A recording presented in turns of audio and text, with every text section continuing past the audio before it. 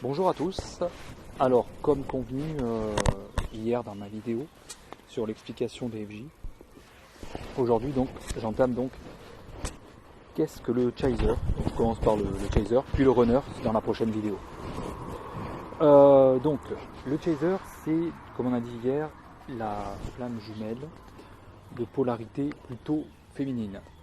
Donc, quand on parle de polarité, on ne parle pas ici de sexe, qui n'a absolument rien à voir, puisque la polarité, c'est juste une question énergétique. Donc, c'est la polarité féminine, c'est la flamme jumelle qui s'éveille en premier, donc c'est la flamme jumelle éveillée, beaucoup plus que le runner, par contre. Alors on va voir la personnalité maintenant du chaser. Donc on a vu que c'était la flamme éveillée en première, celle qui avait une certaine connaissance sur tout ce qui est hors 3D, hors physicalité finalement. Donc sa personnalité, comme on a dit, elle est de meilleure conscience spirituelle que le runner, en tout cas au départ, puisque on sait tous que finalement en fin de parcours, les deux doivent se rejoindre. Elle a une vision de la vie qui est différente des autres. Alors là, on ne parle pas forcément de la AFJ. Dans l'ensemble, le chaser a une vision différente des autres et peut facilement se sentir seul. Donc, en réalité, ça veut dire que le chaser, dans sa vie de tous les jours, va avoir une idée de la société qui est vraiment pas pareille, vraiment à l'opposé même, chez certains, de la masse dans la société d'aujourd'hui. C'est vrai qu'aujourd'hui nous vivons beaucoup dans une société matérialiste et le chaser en réalité ne supporte pas ce mode de vie là. Et si vous êtes chaser, en tout cas si vous êtes flamme jumelle chaser, de polarité féminine, vous pourrez vous en rendre compte. Vous savez que souvent on est contre ce qui se passe actuellement, on est contre ce monde qui est régi par l'argent, en fait. Et ça, c'est vraiment très chaser. Contrairement au runner, on verra dans la prochaine vidéo, qui par contre est dans la matérialité la plus absolue. Le chaser est de nature solitaire, et c'est quelqu'un qui a peu d'amis de base. Et là, on parle pareil. Ça, on remonte à l'enfance du chaser.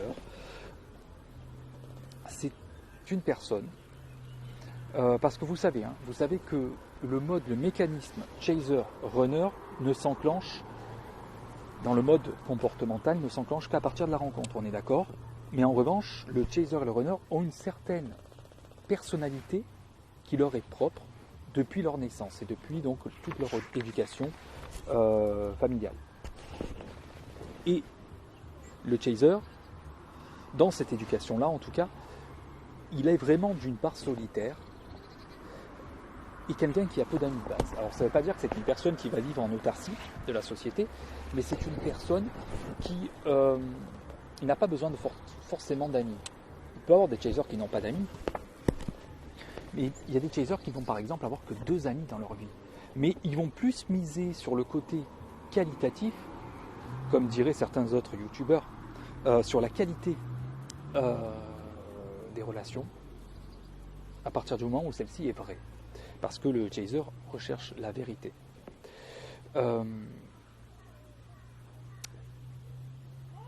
Il est de nature aussi confiante. Alors quand je dis de nature confiante, c'est un être qui manque quand même de confiance en soi. Mais par contre, vis-à-vis de l'extérieur, c'est vrai qu'on pourrait... Vraiment, il apparaît comme quelqu'un de très très très confiant. Alors quand je dis confiant, je parle au masculin, mais c'est valable au féminin, hein, on est d'accord. Parce que de base, même si ce n'est pas une question de sexe, il faut savoir que le chaser, il y a quand même plus de la moitié des chasers qui sont des femmes. Ça, il faut quand même l'avouer. Après, il y a un pourcentage d'hommes, dont moi, je suis chaser de base. Mais ce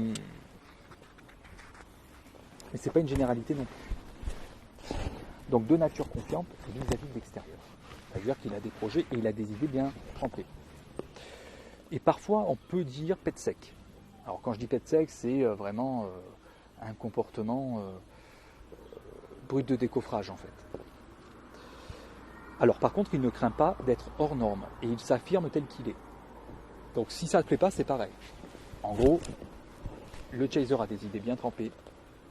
Si ça ne plaît pas à autrui, c'est pas pour ça qu'il va revenir sur sa décision. Vous voyez ce que je veux dire? C'est pas quelqu'un qu'on pourrait appeler malléable finalement. Il n'a pas peur du regard d'autrui, on l'a dit. Il a un grand besoin d'être rassuré sur ce qui est d'une relation. Il peut se montrer dépendant affectif, surtout avec sa femme jumelle. Donc c'est quelqu'un qui, dans une relation, surtout avec sa FJ runner, qui a ce besoin qu'on lui montre finalement qu'il y a un retour, qu'on lui montre de l'amour. Sinon le chaser peut vite devient dépendant affectif de toute façon. Hein. Mais ça c'est surtout avec sa femme jumelle.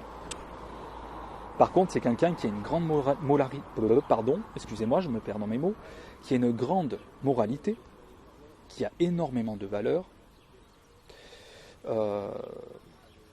qui est très honnête. C'est quelqu'un qui, dès qu'il s'engage vis-à-vis de quelqu'un, il va suivre à la lettre ce qu'il a dit. Voilà, c'est pas quelqu'un qui n'aura pas de parole. Ça, c'est vraiment très chaser. Hein. Il n'aime pas froisser les autres. Ça, c'est vrai. Il n'aime pas froisser les autres. Ça peut même le déjouer. Parce que des fois, il va être trop gentil, le chaser, parce qu'il va avoir peur de blesser un tel ou un tel. Sauf que des fois, en face, on ne se gêne pas pour le blesser. Donc, ce qui fait que le chaser, par gentillesse, des fois, il ne va rien dire. Et ça, il faut faire très attention parce qu'il y a des profiteurs dans la vie. Et ça, on le sait. Malheureusement, la société, il n'y a pas que des âmes de lumière, en fait. Par contre, c'est quelqu'un de très rigide et ça fait partie de son comportement général.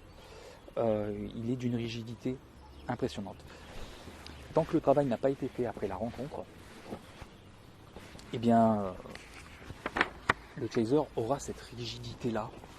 Alors, je ne dis pas qu'il va être imbuvable, mais il aura un caractère très rigide. Notamment si le chaser a des enfants, et si vous avez des enfants, vous êtes chaser, vous pourrez aussi voir et transposer. Dès qu'on dit quelque chose, il faut que ça se passe comme ça. Voilà. Je ne dis pas que c'est très sévère, mais que le chaser est quelqu'un de très sévère. Mais en tout cas, on ne revient pas sur sa décision dès qu'on en a pris une. Hein. C'est vrai que sur la rigidité, moi également, notamment plus avant que maintenant, mais c'est un de mes points noirs. En tout cas. Par contre, le chaser, lui, il n'aime pas être pris au dépourvu. Ça, il en a horreur. Il réfléchit énormément et mentalise beaucoup également. Ça, par contre, ça, c'est vrai. Moi, je me prends en exemple. Lorsque j'ai vécu l'éloignement et la séparation avec ma FJ, je tournais en rond. La nuit, et des fois, je dormais même pas, je faisais des nuits blanches. Et je mentalisais. En réalité, le chaser, c'est ça. Là, je parlais de la FJ, mais c'est pareil dans la vie de tous les jours. C'est quelqu'un qui va mentaliser énormément. Par contre, c'est vrai qu'en tant que chaser, la routine, ça nous rassure. C'est quelque chose qui nous rassure. La routine. On aime bien avoir notre vie déjà tout écrite. Voilà, métro, boulot, dodo, je rentre à la maison, je dors, je prends ma douche, je vais travailler. Et puis le week-end, allez, on va faire une petite sortie au parc. Et puis on rentre. C'est vrai que le chaser, c'est quelque chose de très marqué également. Il préfère rester fidèle en toutes circonstances et faire front à une situation. Ça veut dire que c'est pas quelqu'un qui va retourner sa veste parce qu'il va avoir peur. Admettons, je vais dire un exemple. Le chaser va dire à quelqu'un, qu'une autre personne, ça ne lui a pas plu parce que, voilà, il a réagi d'une manière inadéquate. Ben, en réalité, si admettons l'autre personne dont le chaser a parlé va venir le voir, c'est pas une personne qui va retourner sa veste en lui disant ah oui non j'ai pas voulu dire ça comme ça, un peu dans l'hypocrisie, vous voyez. C'est plutôt le chaser va assumer en fait. Voilà, il va assumer les choses et il va lui dire oui, je trouve que 3 petits points. Le chaser dans toute situation en tout cas fera face à toutes les décisions qu'il prendra et à tout ce qu'il dira également. Il est très spirituel et peut avoir des dons également. Alors ça, c'est vrai, sauf que c'est encore plus vrai après la rencontre et notamment à partir de la séparation. Avant la rencontre, le chaser peut n'avoir très peu de dons, peut être quelqu'un qui vit comme tout le monde, mais qui va toujours avoir ce côté un peu spécial, un peu... Le chaser est dit quand même bizarre souvent par les autres. Parce qu'on n'a pas du tout la même vision de la vie finalement. Et on est dans une société qui nous convient peu, si vous regardez bien. Par contre, on nous demande de travailler sur ça également pour faire en sorte que cette société, qu'on fasse notre mission de vie dans cette société et que tout ce qui est négatif dans la société, on puisse le retourner en positif. Et les dons, effectivement, souvent, ils arrivent après la rencontre, mais le chaser peut évidemment en avoir avant.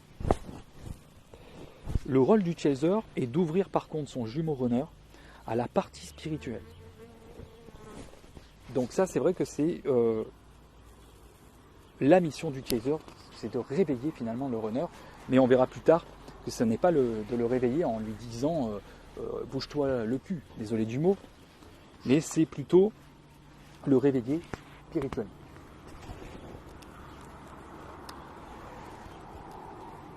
C'est quelqu'un de très connecté, on l'a vu tout à l'heure. Il n'a pas peur d'affronter ses émotions également et de les exprimer en public, contrairement à son jumeau runner. Ça, c'est vrai. Le runner, par contre, aura tendance à fuir face à ses émotions, fuir face à une responsabilité quelconque, que le chaser, non. Il a assez de facilité à aller voir à l'intérieur de lui, à aller voir son intériorité et de l'exprimer. Il sera capable de dire, surtout après la rencontre également, avant, mais surtout après, il sera capable de dire qu'est-ce qu'il ressent. Voilà, actuellement je suis blessé, je ressens telle blessure, la blessure d'abandon, la blessure de rejet, la blessure de trahison. Il sera capable de le dire que le runner ne le sera pas. Par contre, parce qu'il va fuir, il ne sait pas le runner qu'est-ce qu'il ressent à l'intérieur de lui.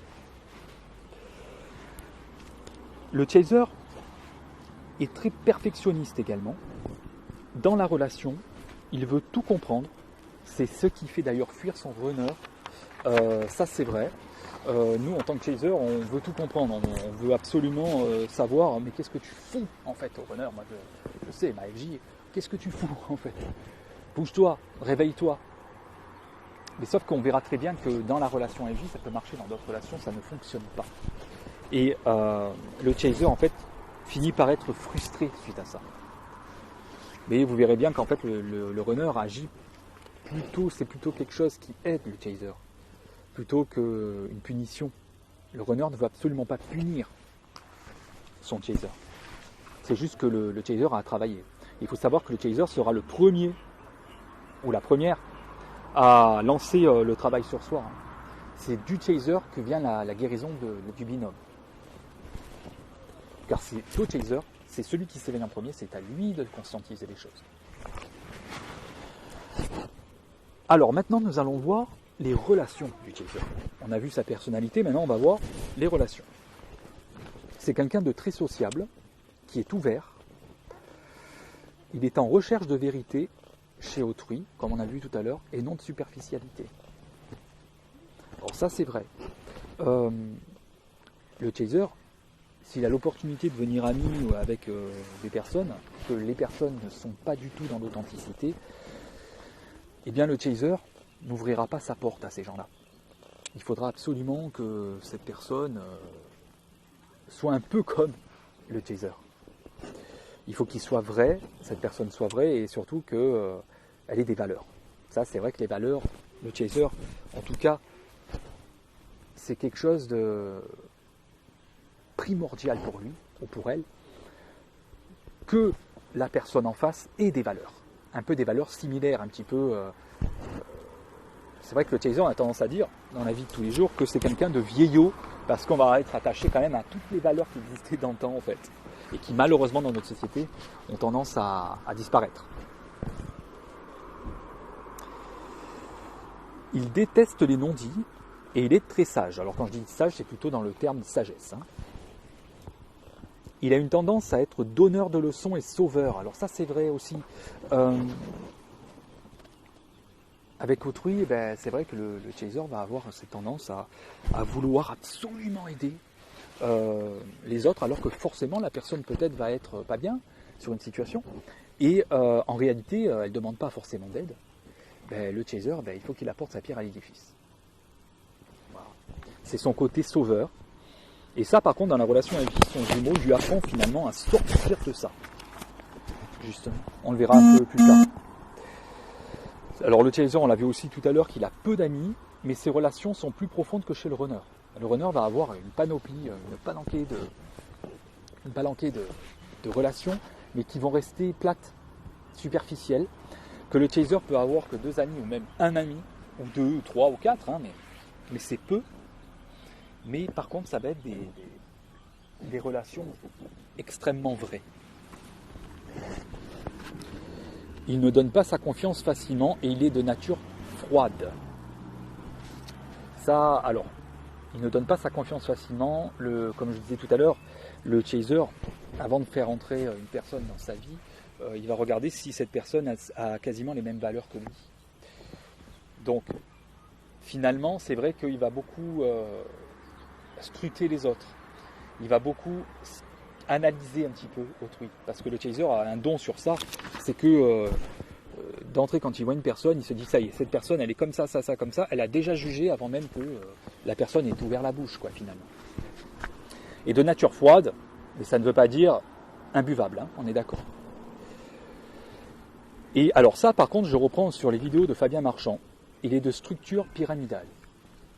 Et ça, c'est un mot qui m'a vraiment tapé à l'œil, parce que c'est vrai, le chaser va vraiment avoir cette structure-là. Admettons, il va avoir les cousins à un certain étage, un peu plus haut, il va avoir les frères et sœurs, et puis encore un peu plus haut, les parents, les grands-parents. Mais par contre, la FJ sera au sommet de la pyramide. À partir du moment où le chaser a rencontré sa flamme jumelle, eh bien, ça va être une évidence. Et cette personne, immédiatement en tout cas, ou pas forcément immédiatement au premier regard, mais assez rapidement, va monter au-dessus de la pyramide. Vous avez la pyramide, vous avez un triangle, et vous allez le mettre carrément au sommet de ce triangle-là. Alors que les parents seront peut-être à l'échelle en dessous. Et les enfants seront quasiment au même niveau. Voilà, c'est vrai que les gens vont se dire, mais qu'est-ce que c'est que ce bordel, puisque finalement, c'est pas normal. Mais en tout cas, quand on n'est pas FJ, on ne peut pas le comprendre. Ça ne veut pas dire qu'on aime moins ses parents ou ses enfants, mais c'est vrai que la situation est totalement différente. Mais c'est vrai que le chaser va mettre son runner, sa runneuse, au sommet de la pyramide. Ça, c'est très connu. Il est très protecteur de ses amis. Alors ça, c'est vrai. En revanche, cette relation lui apprend à moins donner aux autres et à apprendre aussi à recevoir. Ça, c'est un des torts du chaser, c'est qu'il n'apprend pas finalement. Il donne beaucoup, mais il n'aime pas recevoir. C'est comme si c'était un scandale qu'on venait en aide au chaser. Le chaser, à la limite, il préfère souffrir en silence plutôt que d'assumer, et, sur ce côté-là en tout cas, et d'aller demander de l'aide à autrui. Pour le chaser, c'est être impuissant. Ça, c'est un truc qui va apprendre énormément et que son runner ou sa runneuse, en tout cas, va le faire travailler beaucoup. Il s'oublie trop, le chaser, au profit des autres. Alors, avec son runner ou sa runneuse, il aura tendance à donner pour recevoir. Ça, c'est quelque chose de réel. Il va faire un truc à son runner, là, je parle on va dire au féminin ou au masculin. ça dépendra, vous transposerez. Il va faire quelque chose, admettons pendant la séparation où le contact est moindre, où il n'y a plus du tout de contact, le chaser va essayer de, limite, ça peut être de la manipulation, mais pas de la manipulation mauvaise, plutôt de la manipulation par désespoir. Il va peut-être faire quelque chose pour son runner, tiens voilà, mais c'est toujours pour que son runner ne l'oublie pas ou que le runner lui apporte quelque chose. Il y a beaucoup d'espérance de retour en fait chez le chaser. Et ça, il apprendra qu'avec cette relation, c'est pas possible en fait. Le runner lui enverra toujours que finalement, quand le chaser aura besoin, le runner prendra plutôt la poudre d'escampette qu'autre chose. Alors ça, c'était pour les relations du chaser. On a vu quelqu'un de solitaire qui aimait plus les relations vraies. Maintenant, on va voir comment voit-il son jumeau ou sa jumelle. Le chaser place sa FJ sur un piédestal, donc au sommet de la pyramide. À la rencontre, il sent que cette personne est assez particulière, mais pas forcément au premier rendez-vous. Il peut avoir cette sensation que finalement, cette runneuse ou ce runner a quelque chose de particulier. Il va peut-être mettre des mots que finalement, on ressent comme une profondeur d'âme et qu'on a l'impression que cette personne fait partie de la même famille que nous. Mais au début, il ne va peut-être pas forcément remarquer dès le premier contact, vous voyez. Par contre, après il va arriver ce moment où finalement cette personne est particulière jusqu'au moment où le chaser mettra des mots directement sur ça.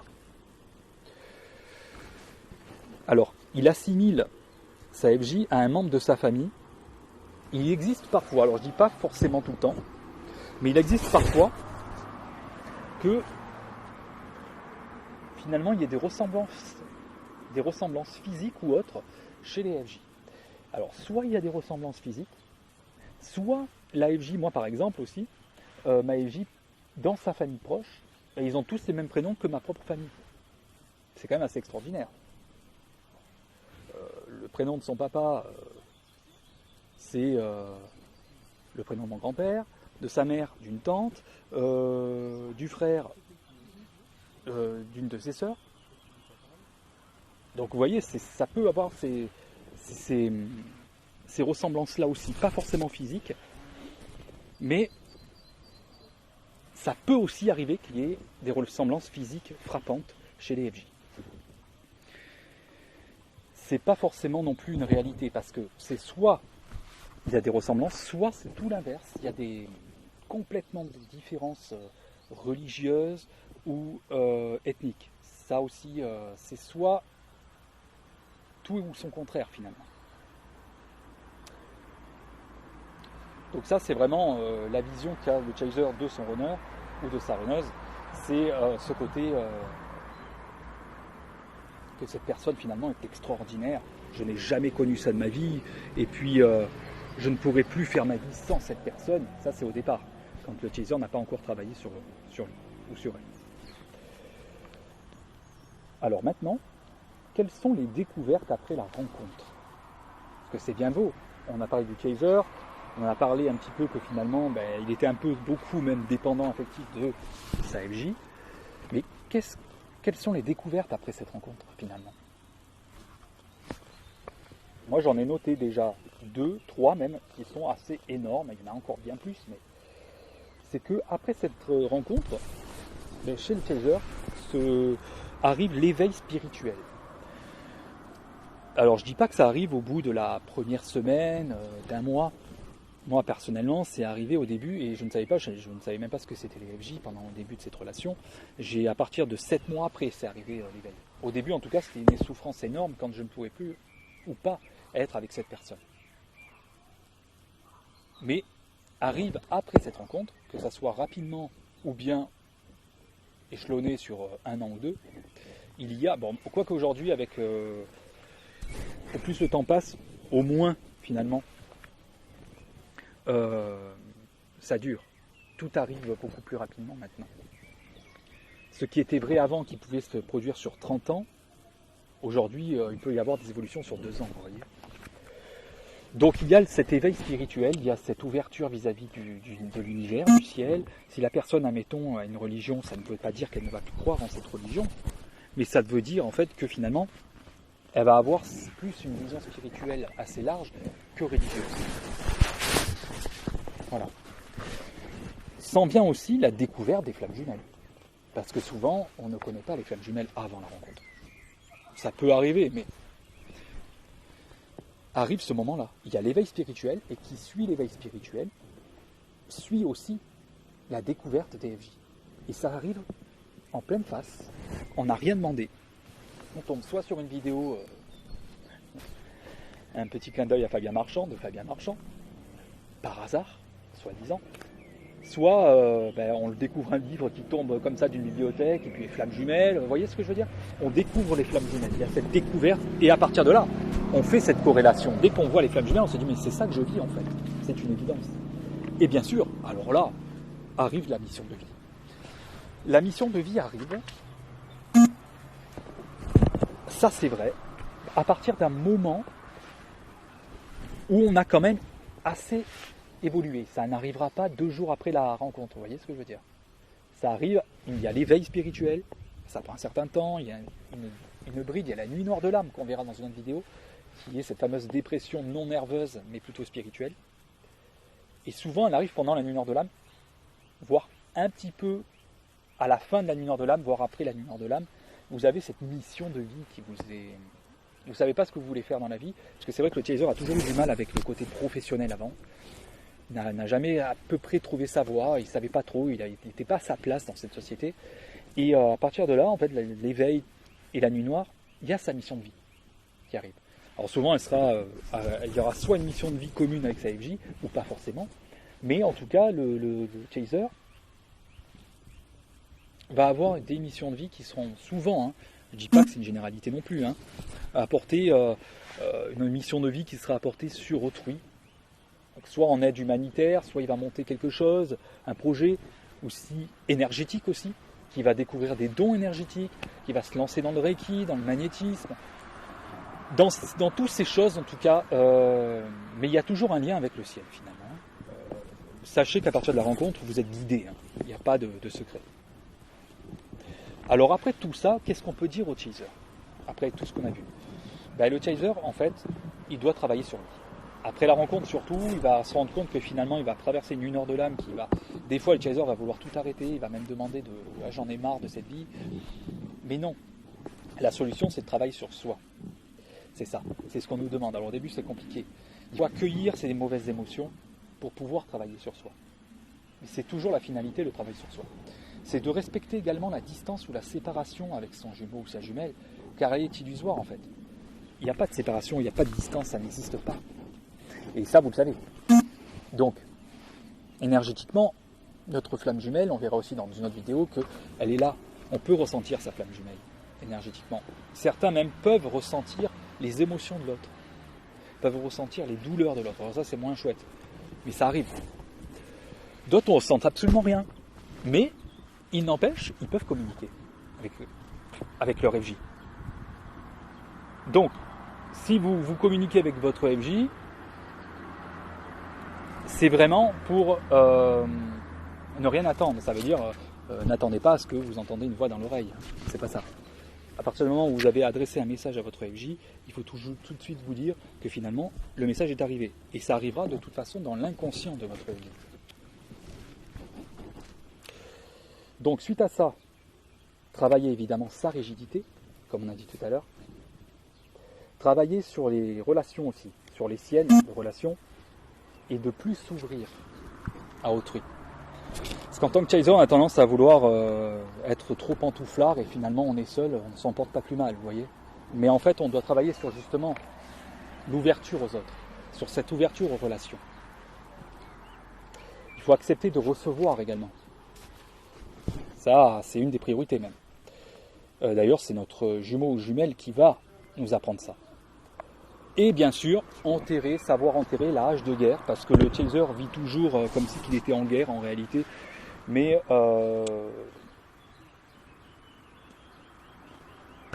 il n'est pas en guerre, parce qu'il a vécu des choses quand il était petit, le chaser. Il est rigide, Il a eu une éducation bien trempée aussi, il faut que ça soit droit. Mais en réalité, après, le chaser, dans sa vie, va prendre la vie un peu comme une guerre, en fait. Comme si que chacun était là pour se tirer dans les pattes et tout. En fait, on doit enterrer ça. On doit enterrer ça, on doit s'ouvrir vers de la solidarité. Et d'ailleurs, on sera amené à ça, parce que sinon, l'univers va tout de suite nous rappeler à l'ordre, je peux vous le dire. Puisqu'à partir de la rencontre, l'univers ne nous lâchera plus. Ils vont nous tester. Ça, je sais, vous qui êtes flammes jumelles qui m'entendez, vous savez de quoi je parle. On va avoir des tests et on va s'en prendre plein la face, pour être poli. En conclusion, la relation flamme jumelle, elle est prévue non seulement pas dans cette vie-là, mais elle a été prévue avant de s'incarner. Les deux âmes se sont dit, on va venir s'incarner dans cette vie et ça va se passer comme ça, on va se faire travailler ça. Donc tout ce qui arrive et qu'ont des gens, des FJ qui disent j'ai perdu ma flamme jumelle, c'est une catastrophe.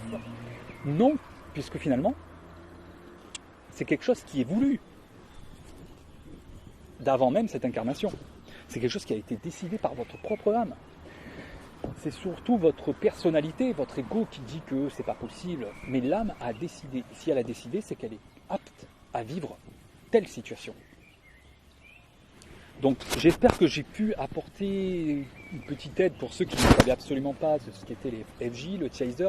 Ceux qui savaient ce qu'était déjà le chaser, j'espère que ça vous a plutôt rassuré dans votre parcours. Si vous avez des commentaires à dire ou même des suppositions sur votre parcours, sur un truc en plus que je n'ai pas dit, n'hésitez pas à le dire dans les commentaires. Je ferai à partir de demain une autre vidéo runner par contre. Je vous souhaite une excellente journée. Une journée ensoleillée en tout cas a priori chez nous à Évian. Et je vous dis à demain. Bonne journée à tous.